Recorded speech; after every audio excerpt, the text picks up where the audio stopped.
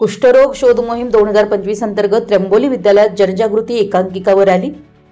महाराष्ट्र शासनाच्या आरोग्य विभागामार्फत 17 नोव्हेंबर ते 2 डिसेंबर 2025 या कालावधीत राबवण्यात येत असलेल्या कुष्ठरोग शोध मोहीम 2025 या राज्यव्यापी अभियानांतर्गत आज विक्रमनगर परिसरातील त्र्यंबोली विद्यालयात जनजागृती कार्यक्रम आयोजित करण्यात आला।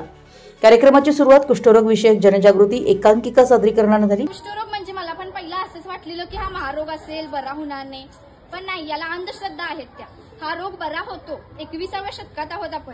कोरोना सारख्या रोगावर आपण औषध काढलं। कुष्ठरोग हा तर छोटाच आहे ना आपल्यासाठी। आता या रोगाविषयी मी तुम्हाला थोडक्यात माहिती सांगते, ती तुम्ही ऐका। माझ्यापेक्षा चांगली माहिती इथे बसलेले सगळे लोक देतात, पण मी माझ्या पद्धतीने थोडक्यात सांगते। या रोगाची सर्वसाधारण लक्षणे: अंगावर लालसर रंगाचे बधीर फिकट चकते, त्यानंतर कानाच्या पाळा जाड होणे, भोया विरळ होणे, नाक बसके होणे, हातातून वस्तू निसटणे, पायातून चप्पल गळून पडणे।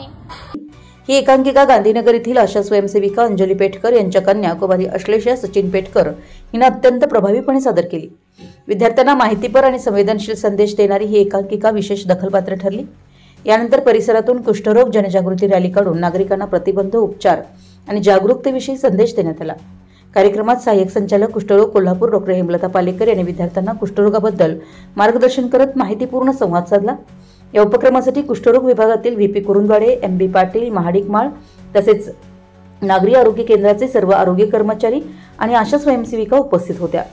त्र्यंबोली विद्यालयाचे मुख्याध्यापक अमोल गायकवाड पाटील सर तसेच सर्व शिक्षकांनी या जनजागृती उपक्रमासाठी विशेष सहकार्य करून कार्यक्रम यशस्वी करण्यात मोलाचा वाटा उचललाय। आपल्या परिसरातील महत्त्वाच्या बातम्या पाहण्यासाठी आमच्या नवसंकेत न्यूज चॅनलला YouTube वर सबस्क्राइब करा आणि बेल आयकॉन प्रेस करा।